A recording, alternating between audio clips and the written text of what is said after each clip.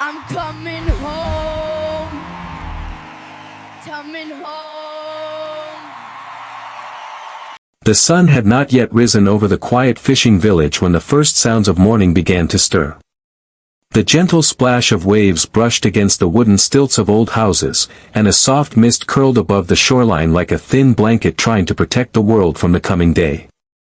In that sleepy stillness, a little boy slowly made his way toward the water, holding an old radio to his chest as if it were something fragile. His name was Elian, a 9-year-old Filipino boy with a face that held stories far older than his years. His small steps left faint marks on the damp sand, each print filled with determination. He wore the same worn-out slippers he'd used for 2 years, the straps held together with a thin piece of fishing line. Yet he walked with the confidence of someone who believed that even broken things could still carry dreams. The village still slept, but Elian's day began earlier than most. The ocean had always been the first to hear his voice. He stood by the edge of the water, staring at the calm horizon, and pressed the radio's play button. The speakers crackled with static before releasing a soft melody, old, shaky, but familiar.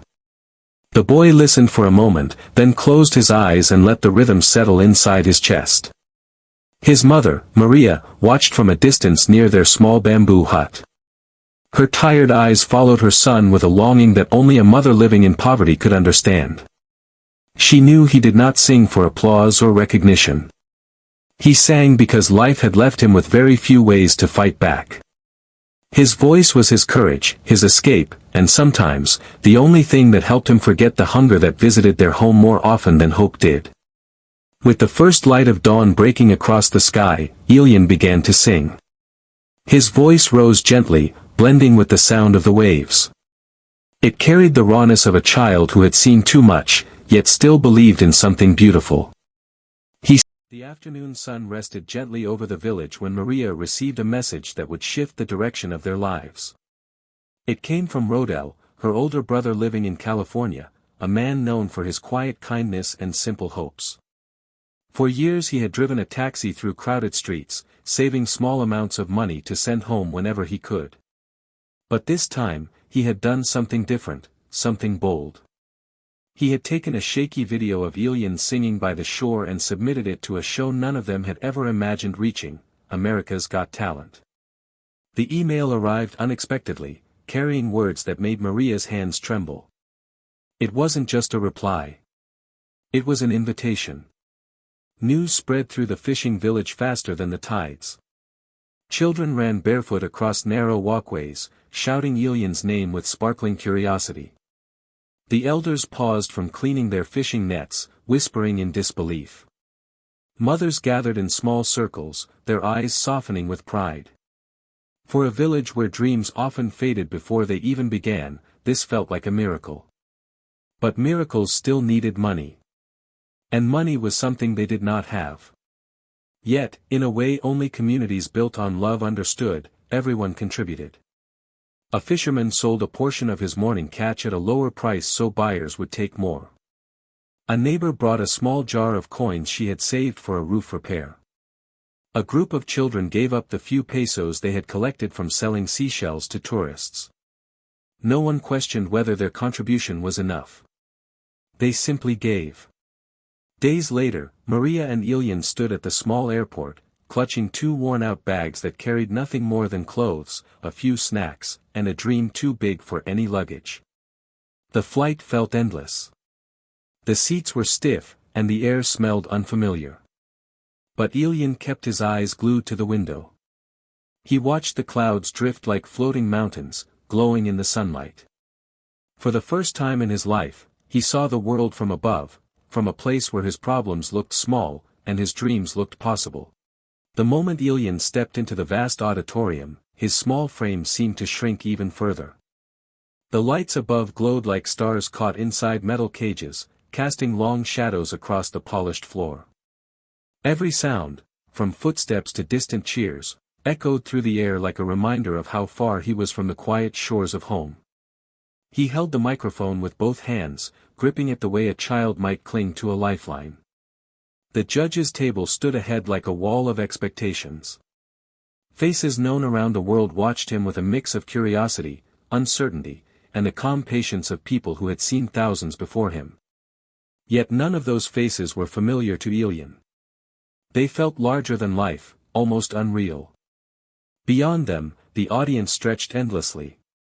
Rows and rows of strangers sat in the darkness, breathing the same anticipation, waiting for something they didn't even know they needed. The room buzzed with whispers, soft, speculative, doubtful. To many, he looked too small, too fragile, too young to change anything. Ilian felt his heartbeat drum against his ribs, each thump echoing louder than the last. The stage seemed to breathe around him, the way a giant inhales before deciding whether to embrace or swallow someone whole. For a moment, fear wrapped tightly around his chest, threatening to silence him before he even began. But then he remembered the ocean. He remembered the waves that had listened without judgment. He remembered the mornings when the sky turned gold while he sang to survive. He remembered Maria's tired smile, shaped by hope and sacrifice. That memory steadied him. Slowly, he closed his eyes. The crowd leaned forward, waiting. The judges grew still.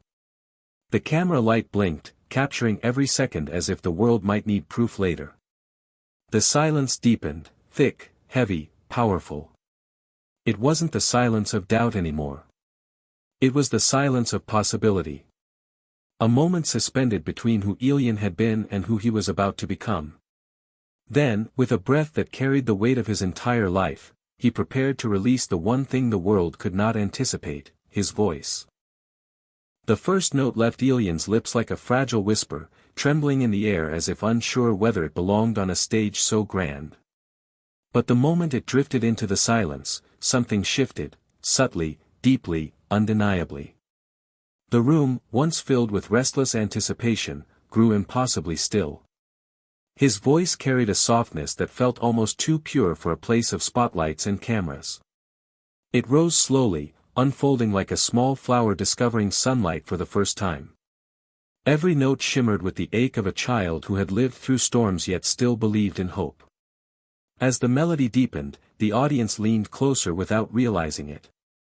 The judges, who moments earlier wore expressions of casual interest, now sat frozen, eyes widening with every rise and fall of his fragile voice. There was something in the way he sang, something unpolished, untrained, but beautifully honest. It was the kind of honesty people forgot existed. Ilian sang about loss. About the father the sea had taken from him. About nights spent waiting for footsteps that would never return. About the weight a little boy carried when a family depended on him to keep dreaming. His voice cracked slightly in the middle of a high note, not from weakness, but from truth. That single crack struck the audience harder than any perfect performance ever could. It reminded them of the human behind the sound, a child who had known pain far earlier than he should have. A woman in the front row pressed her hand to her mouth, tears gathering in her eyes. A man further back wiped his face discreetly, hoping no one would notice. Even the cameras, usually steady and emotionless, seemed to tremble slightly as they captured the moment. And as Ilian poured his heart into the final verse, the song transformed into something greater than itself. It became a prayer, a delicate plea carried by the voice of a boy who had learned to be brave long before he learned to be happy. By the time his last note faded into the air, the room was no longer the same. Something inside it had shattered, softened, awakened. A whole world had begun to cry. When the final note left Ilian's lips, it drifted gently into the space above him, hanging there for a moment as though unwilling to disappear. The auditorium remained silent, so silent it felt unreal. It was the kind of silence that didn't come from confusion or hesitation, but from hearts that had been moved too deeply to react. Ilian kept his eyes lowered, unsure of what to do next. His small chest rose and fell with slow breaths, each one trembling from the weight he had just poured out. He wasn't thinking about applause or approval. He was thinking about home, about the waves that once carried his voice before anyone knew his name. Then, slowly, the silence broke. Someone in the upper balcony wiped their face. A few sniffles echoed softly in the air. The judges stared at Elian with expressions that didn't fit into any category the show usually displayed: no judgment, no calculation, just raw human emotion. Simon Cowell leaned back for a moment, as if struggling to steady himself. Something about the boy's voice had loosened a piece of him he didn't expect. Something old. Something tender. Something he never allowed the world to see. And then he stood. He didn't hurry. He didn't speak.